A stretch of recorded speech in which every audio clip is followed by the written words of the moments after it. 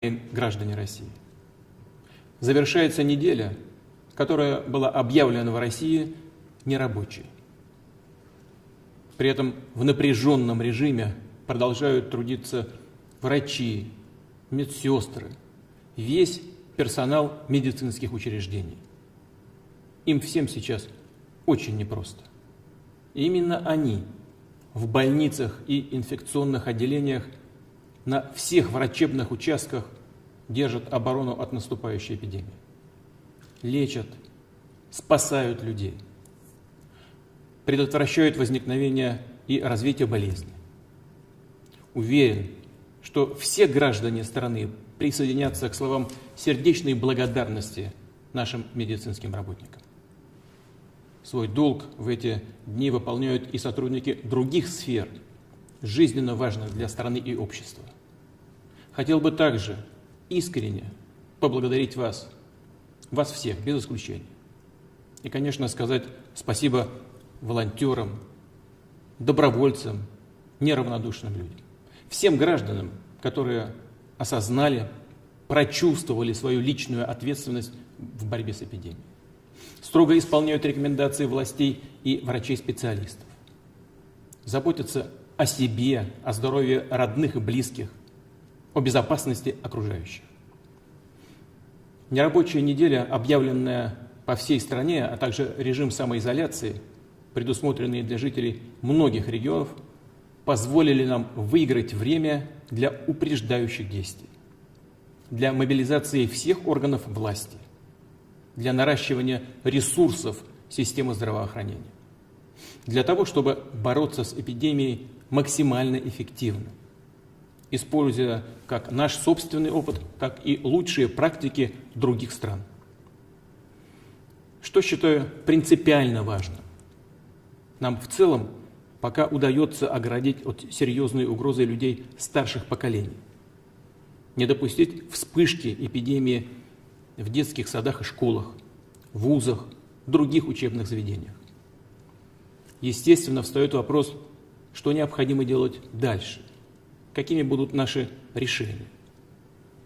Подчеркну, принимая их, нам надо понимать, что угроза сохраняется.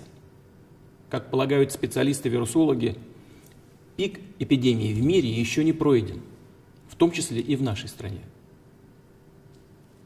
В связи с этим мною принято решение продлить режим нерабочих дней до конца месяца, то есть по 30 апреля включительно. Подчеркну, с сохранением за работниками их заработной платы. Вместе с тем, ситуация меняется. И в разных регионах, даже в их отдельных муниципалитетах, она также складывается по-разному. У нас большая, очень большая страна, разная плотность населения.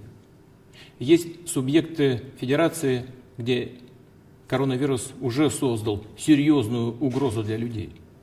Например, так как в Москве, где переломить ситуацию, несмотря на принимаемые меры федеральных и городских властей, пока не удается.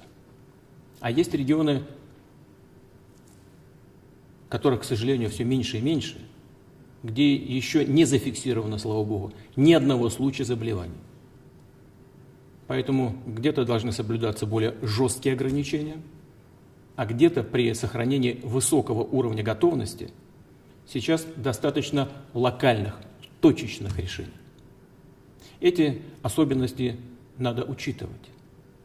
В этой связи с субъектом и главам субъектов Федерации по моему указу будут предоставлены дополнительные полномочия. До конца текущей недели они должны будут определить конкретный набор профилактических мер, оптимальных именно для их территории, как с точки зрения обеспечения здоровья, безопасности людей, так и устойчивости экономики и ключевой инфраструктуры.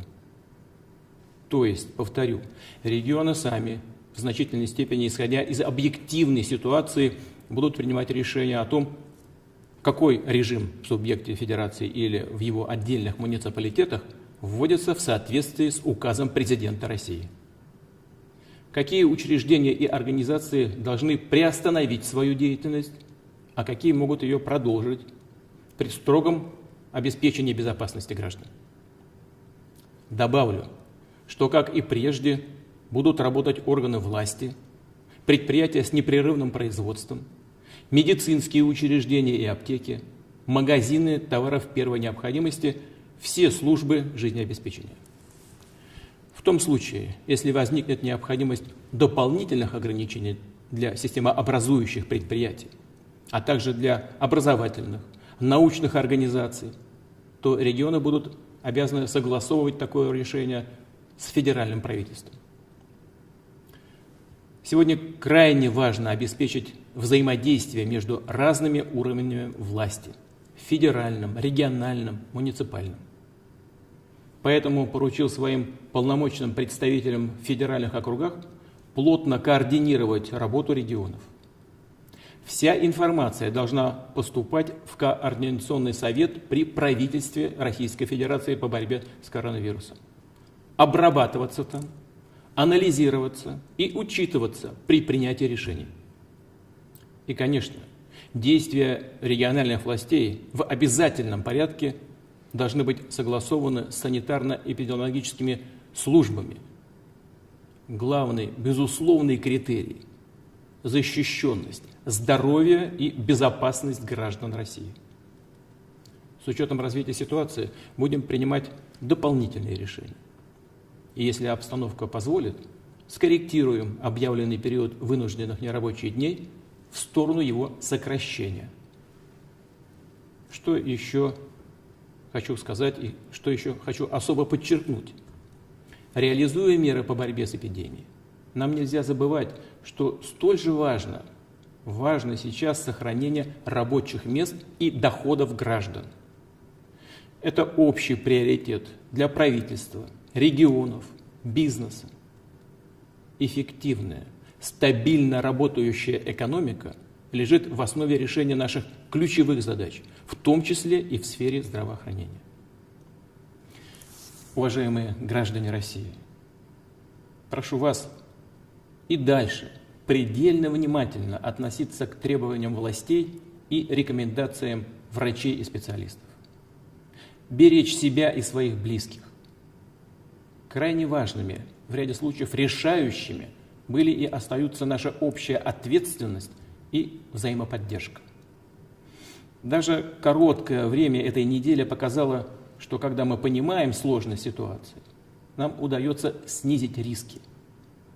Уверен, мы и впредь будем действовать так же согласованно и надежно. И самое главное, на опережение. Благодарю вас за внимание. Будьте здоровы.